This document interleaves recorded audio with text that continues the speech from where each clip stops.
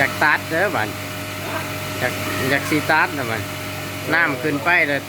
ความดันเพราะว่าขึ้นสูง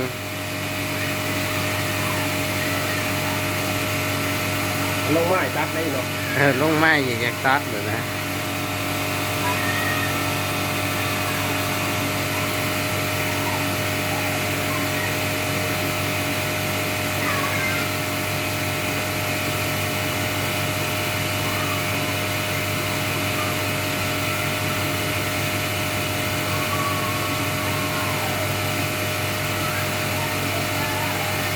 มันก็นิ่งอยู่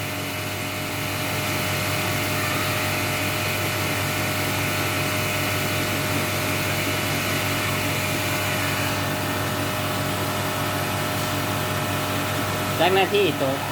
ไม่ได้เลย ฮะ ก็ตาม สถานประตกอันนี้นี่ก็รถเติมเนี่ยพอช้ามหมู่งนี่ครับ จักแล้วว่าเองเนาะจักได้แต่คือจักได้เด้อ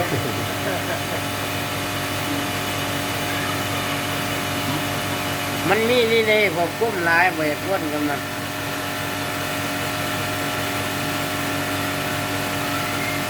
เห็นว่าก่อใจโตเอาพอเปิดทำงานในยันหรอกคันเราจิไปเปิดตั้งไว้ลองเปิดตั้งไว้ของไงน้ำยามันก็รวงเลย